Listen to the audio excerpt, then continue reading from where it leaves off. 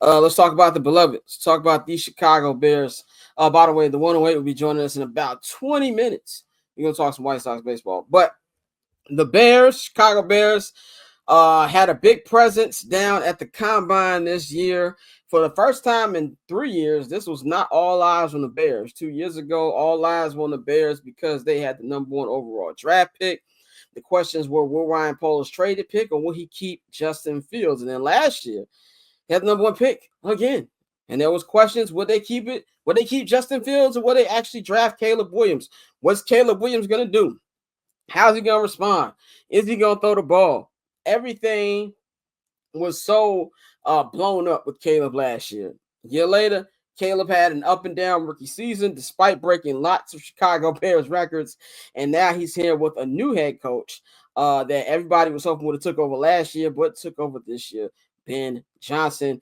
Ryan Poles, Ben Johnson spoke to the media on the first day of the Combine, and both were interesting to me. Now I sat down and I watched every Poles and Ben Johnson done with every outlet that happened on Tuesday, I think it was. And look, like I said, I'm waiting for a translator on the field. Winning press conferences shouldn't matter. But Ben Johnson just sounds like he really understands what he's doing. And like from a Bears coach perspective, it is night and day between how Matt Eberflus talk and how Ben Johnson talk.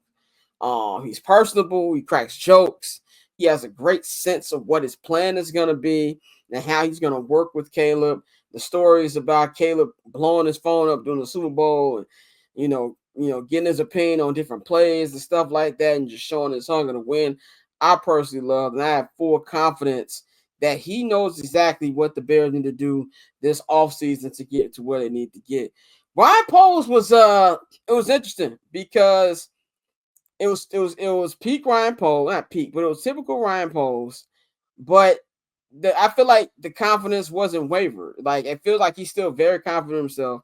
He said something really crazy on Pro Football Talk with Mike Florio and Chris Sims. He said, well, I think there's not a lot of people better at evaluating offensive line than me because I used to be one. And I was like, nigga, dude, get the fuck up out of here. Right. Are we talking about the same offensive line? Like the one we got to find 4 new replacements for? Like that offensive line, nigga? So there's a lot of questions. I didn't like hearing, we're going to evaluate the free agency and see what exactly should we. Enough of the penny pitching. Like enough of that.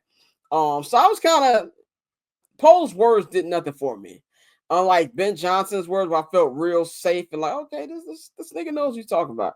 I did not get that vibe from Ryan Poles, and hopefully he's not doubling down on his stupidity. Hopefully he sees the mistakes that he made in past drafts and made in past free agencies and like, yo, I can't make that mistake here because we can't ruin this kid, and I don't want to lose my job. And if you're a black general manager in the NFL and you lose your job, 9 times out of 10, you're not getting another GM job again. You might as well get ready to learn how to talk scout again because that's exactly what it's going to be. So, to me, it was just, I will say this too. We're getting a lot of takes from Bears media who've been at Combine saying that the reaction or the opinion of the Bears front office has changed dramatically for the rest of the league. And seeing people interview for the job said they know what they're doing over there, and that's kind of like a new situation. Bang, what did you hear Poles and Ben Johnson's interviews? If you did, even if you didn't, what do you think about what's been going on with the Bears during Combine week? I caught the Ben Johnson ones because I wanted to hear him more than I wanted to hear Ryan Poles. I didn't want to hear any GM speak and stuff like that from him right now. I want to hear about the new kid on the block. And I loved what I heard. I wasn't skeptical. Let me first say I wasn't skeptical about what I was hearing or what could possibly happen with Ben Johnson. I was, I some high hopes and stuff. But man, them high hopes grew after I kept hearing him and challenge his team. That's the other part, challenging your team already. Now, as far as Ryan Poles and what he was talking about, as far as offensive linemen in the draft and all of that, man, kiss my ass. Because ain't shit worked unless you're about that Hinsdale folks on the offensive line is going to actually be a good guard or whatever like that, then we'll see it. But we ain't seen none of what you talking about right now, because Wright was a gimme for the most part. And Braxton Jones, okay, maybe he get the second contract. Like, okay, I bet. I guess that's what we're looking for. But Ben Johnson, I liked what I saw. I liked hearing him challenge his team, and it makes me excited for rookie minicamp. I think too, there was a couple things that stood out to me. I didn't think about it before, but when you just said it a minute ago, when he said DJ got a block, my spidey senses went off. Not saying that DJ is going anywhere, that he could be traded, anything like that. Even though I do believe his answer about Cole Kmet just made me want to double down on what I said about Cole Kmet a couple weeks ago, that nigga's not going to be on the 2025 roster. They asked him about Cole Kmet. Wait a minute, I missed that. I missed that. What about what I said or what Ben Johnson said? No, I know what you said about Cole Okay. Kmet. I'm about to talk about what Ben Johnson said. Ben Johnson said they asked him about, because he said weapons. They asked him about the weapons. He said we got a great wide receiver. No, he said ball catching room. Pause. He said DJ Moore, Roma Dunze, and he said he brought up DeAndre Swift in that, which was also surprising to me because I didn't know if he liked DeAndre Swift since he left Detroit so quickly. But they brought up, he didn't name Keenan. Well, they had Keenan's gone. Two things I thought: Keenan's gone and Caleb's going to change his number back to 13. Those two things went in my head. But when they brought up Cole Kmet, he was like, well, you know, he does some good things. He catches the ball. He had a down year last year, but he's just such a big guy. He's a real good target. I was like, that wasn't exactly the greatest sign of, you know, your job is safe. And not that I don't think Cole is a good player. I think Cole's a good player. And for us, I think his contract, what he's making, is perfect money for who he is as a player. My issue with him, he's almost as slow as me. Obviously, I'm joking. Nobody is as slow as me, but he's very, very slow. He sometimes he doesn't act like he's as big as he is. Catch the ball, nigga. Run him over. You know what I'm saying? Like so many times he thinks he's Johnny Knoxville. You're not. You know what I'm saying? You're a big dude. He doesn't use his body the way that a Travis Kelce or a Gronk or anybody who's a big tight end uses their body. And if you look at the people that have been in Ben Johnson's system, Sam Laporta is a big guy, but he's agile. You know what I'm saying? He's athletic. And it moves with his system, which is a lot of speed. You know what I'm saying? You're not going to get that with Cole Kmet. So that's my hot take. Who's not going to make the roster? And not that they're going to cut him. They're not going to cut him. He still has value. I believe that he could be a trade candidate. But after hearing what Ben Johnson said, I'm even doubling down on that. And as far as the DJ thing, I don't think that means DJ be traded. I think DJ just got a contract last year. He's the highest paid player in Chicago Bears history. I think he's safe, but I definitely think he's going to test him. And we're going to really see more from DJ as far as like unlocking his potential more than there's already been. What did you think? I mean, can you delve a little bit more, divulge a little bit more into what you think about the DJ comments and what you think about what he said with Cole Kmet? I could just put it as a specific player comparison. When you look at it, DJ Moore in this offense is supposed to be the right St. Brown. Amon-Ra St. Brown. That's what he's supposed to be. But you know what Amon-Ra St. Brown can do very well? Block. Yep. So if you're leaving Amon-Ra, the right St. Brown, and you coming in to DJ Moore, and as far as talent goes, he's probably even more talented than Amon-Ra St. Brown. The expectations are higher. And DJ has said, hey, yo, he challenging folks. He challenging me. I'm a little scared. DJ had mentioned during the Super Bowl, I'm a little scared. I don't think DJ bullshitting. I think DJ, you get what you asked for. Y'all want to be coached up? You about to get that. Because again, you're not going to leave Amon-Ra and then come and then you half-assing out there on that field. You have a complete player comparison in way this offense runs and your fit in there. Do it. Rome, you're going to have to finish them routes, my G. But when you look at, like I keep seeing people say Tim Patrick might be a bear and all of that stuff. No, they need a Hey, Jameson. Big said that today. So if Big said it, there's some smoke around that. I mean, yeah. What I'm saying is they need a Jameson Williams. Yeah. That's who they. Without the off-field Jameson. Yeah, without the off-field shit. They need a speedy wide receiver. Yeah. And Tyler Scott's not it. Tyler Scott's not it. They need what Taylor Gabriel was his first year with the Bears. They need a speedy wide receiver that can open up the field for Tim Patrick, aka Rome Odunze, and DJ Moore. Can Cole be Sam Laporta, or is he more TJ Hawkinson? He's gonna have to figure that out right there, because Sam Laporta is one of the better tight ends in the NFL. So he better be looking at tape too. Swift can be Jahmyr Gibbs. He can be that. All these versions of Jahmyr Gibbs. Yeah, I mean, he could be the cream soda, red pop version of dude. But the reason why I put that out there is because you don't have a David Montgomery in here.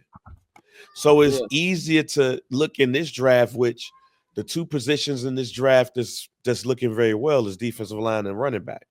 So you could look at the running backs and say, hey, I could get me another David Montgomery, and then Swift could be that speedy person. They just didn't have that. They thought that Rowe was going to be that, and that didn't happen, and that's not going to happen. So you're going to need a replacement for him in that role too. So they need a speedster. Can you find that in the draft? And can Cole Kmet look at enough Sam Laporta tape, or just go when they go to tight end can you just pull up to the side and be like, yo, what BNB on? Do something, because if you don't do it this year, you're not gonna be no Bear. You're gonna be with the Colts. And what did Dion say? It's gonna be a lot of luggage moving, and my luggage is Louis. There's gonna be a lot of. One thing I can say about Ben Johnson, I think he's a psycho, bro. His interview with Big Cat was hilarious. You know who I think he's gonna be more like? Who? John Gruden. Hopefully, I think in a non-problematic way. Yeah, in a non-problematic. Hopefully that way. Hopefully just on the football field. I think he's gonna be a mini Chucky. I get Gruden vibes from him when he talks in a non-problematic way. Right. Yeah, I mean, yeah, he's big. First of all, I love how he's messing with Big Cat about him really being from Boston, and he asked him if the Bears beat the Patriots Super Bowl, who you rooting for? That was funny. And then saying that if you had to give up a body part to win a championship, he said, "Well, I already got enough kids. I'm giving up my 2 balls." I'm like, this dude's a psycho. I need my coach to be a psycho, man. Like I say, hey, Chucky, he's Chucky. My favorite John Gruden on the field comment was when they had I think it was I don't know if it was an NFL Films thing. And he told Keyshawn, he said, Keyshawn, he said, sometimes you're like my wife. You're just taking up all the space. He's like, move around. You know, you can see when he came and he took that Buccaneers team to the next level, the things that Tony Dungy couldn't do, and kind of unlocked him a little bit. I think he's going to be a more offensively potent version of it. And I also feel that when they're able to coach, because they're not able to legally coach yet, he's going to put Caleb through the ringer. And number one thing I'm going to be looking for is the intensity of training camps. Because since I've been calling training camp, I didn't cover any of the Nagy training camps, but all the Flus training camps have not been high intensity. So I'm really interested to see how that's going to be. That's where the Chucky thing come in. Yeah. I can't wait till you hear that sound when you cuss on NFL films. I can hear him say, "What the fuck, Caleb?" I want to come on this show. Get the ball out. Right. I want to come on this show in August and tell y'all, man, Ben was cussing niggas out today. Yeah, I'm telling you, I expect for you to say him. I expect you to come on here and be like, he was like, "What the fuck, Caleb? Get the fucking ball out. The fuck is wrong with you?" Yeah. And Caleb Yeah. just Exactly. That's what I want to see, man. Last football topic, we're gonna bring the 108 in a moment. In about 10 minutes, Bane's gonna move to producer Bane. But Trey Smith. Uh I love being right, even if it does come at the expense of my favorite football team. I told niggas for weeks, I will believe Trey Smith will hit free agency when I see it. No disrespect to Phil Yates. He knows the stuff. He's a highly respected NFL insider. But when he told I think shout out our guys CSGO when he told them that. I think I don't know if it was Super Bowl week. I think it was it was Super Bowl week where hey he might hit and it's looking like he gonna hit the market. I'm like it just no. And after the Super Bowl, I was 100% sure he was staying. But as many times as they sacked Mahomes, there's just no way because great offensive linemen, even good offensive linemen, are like good and great quarterbacks. They never hit the market. And if they hit the market, 9 times out of 10, they're overpay, and they really weren't what you expected them to be. Trent Williams is the only one who I can say was straight up excellent when he left his team and went to San Francisco. And even that, I think, was like a signing trade. He wasn't like an actual free agent. yeah, because he wanted to get the fuck up out of there. Yeah, he's with DC, right? With DC? Yeah, he was with DC. He had I guess he had like a misdiagnosed tumor. Yeah. That's what it was. That's what it was. So I was never expecting Trey Smith to hit the market. And we also in rumors now that out of all the free agents that the Eagles have, they have like 3 or 4 of them on there that Mekhi Becton is most likely to sign a multi-year deal. And this is not just, and they're also expected to sign Trey Smith. They're tagging him to get a long-term deal. Now, the Chiefs did this last year with Darius Sneed, and they were able to trade him to not San Francisco, but Tennessee. Because of how beat up the offensive line got beat up in the Super Bowl, I don't see that being an option. But what I've told Bears fans is you gotta build through the draft. There's also other options available in free agency that the Bears should get. And Ben Johnson brought up center multiple times during his press conferences, which is very common. The Bears ain't had a center since Olin Cruz. Cody Whitehead was solid his first year or two doing it, but as a legit stalwart, a guy that is going to be there, Olin Cruz. That's going to be important. But they got to hit in the draft. I don't think Will Campbell's going to fall, but I believe the Bears are either going to trade up or they're going to trade down. And there's still some secondary options that will fit well on the offensive line. But with Trey Smith being out of the picture, with Mekhi Becton probably being out of the picture, now you're really going to start to see just who exactly Ryan Poles, can Ryan Poles making the mistakes? Because now the Trey Smith easy signing, that's not there no more. How do you think the Bears should pivot from that? Well, as first, offensive line, you got to look at the guard position. You got to look at the draft. They don't need to spend all of their money there. I even said, I think it was last week's show, go ahead, get the center position in free agency because you want a center, an experienced center with a young quarterback. So get your center right there. But look at the draft and see what a guard is there. And do you really want to draft a guard in the first 10 picks of the draft? Unless you're going to get a Hall of Fame type person.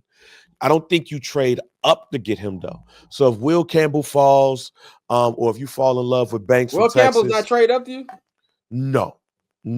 I don't think, because here's the thing. You're not going to trade past New England to get him, and that's going to be the team that you're going to have to trade in front of to get him. The Giants are not moving back. They're not going to do that. So you got to hope that New England shocks everybody and goes in another direction, which they possibly could. I mean, they could. They need everybody. If Travis is at 3. They could get Travis. Yeah, if Travis is there, I think New England's getting him. Yeah. To be honest, because if you put him, I see Abdul, Cam Moore, Travis. I can see that. Yeah, if New England could get Travis Hunter, and they got Christian Gonzalez on the other side, their defensive backfield is set forever. Yeah. They could work everything else out. But no, you got to go draft. You could trade, but with the Bears, you could trade back and probably get one of the better guards in the first round still, and get some more picks. You still got Carolina's second round pick, so you can upgrade there as well. But again, one of those reasons why I like that free agency is before the draft, because there is other people that you can fill in those gaps with. I still think the Bears need to go defensive line in the first round, because I don't think they're going to be able to get a Josh Sweat or anything like that. I think they should go look at the front line on the defensive side and spend their money on the offensive side of the ball. But if Will Campbell drops, I don't give a damn what happens in the during free agency. I'm going to get that man, and I'm plugging him right in. Yeah, if Will Campbell drops, Ryan Poles has got to react like he did when Rome Odunze dropped. Right. He better cry. He better cry tears of joy. We all know that Ian Cunningham had to hold him back for trading up for Rome. Right. I remember, I never forget about the draft, because I actually had to go to the hospital that night where I was supposed to be at Hallis Hall. And by the way, never get tonsillitis. It is the worst thing on planet. I was talking like Doc Rivers on this show for 6 weeks. Horace, Scotty. I look back at like one of our old reels when we were talking about the Drake Kendrick thing, and I was like, this motherfucker Drake. I was like, your ass was sounding like Phil Jackson in 1997. Tony! He didn't even put when Phil Jackson did that, he didn't even put the T in the shit. He was just like, Tony! Tony! Scotty! That's what I was sounding for like 6 weeks. And I remember I was in the hospital, and they had just checked my blood pressure, and I'm sitting there. You know how they give you that calm down period. And I was like, nigga, they got wrong. And then the nurse was like, are you okay, sir? I was like, yes. I was like, they got Rome Odunze. I was hyped. Like, I already knew Caleb was gonna happen. Who was that? What was that movie? Who was that? I think it was The Program or whatever, when they scored a touchdown. That was Major League, actually. Major League 2, when the coach was in the hospital and shit. Yeah. And man, his ass had to calm down from the damn heart attack. That's how your ass was. Bro, I was in Subway, nigga. Smile like, yeah, nigga, we got Caleb and Ron, nigga. That's gonna be me and Will Campbell fall. That's man. 100%, man. So cool. Triple double hat trick, I know the code too. Ice trade, go for trade, yeah, we cold too. Getting paper on these player haters, old news, money on the other line, so I'm not gonna hold you. Money on the other line, so I'm not gonna hold you. Money on the other line, so I'm not gonna hold you. Money on the other line, so I'm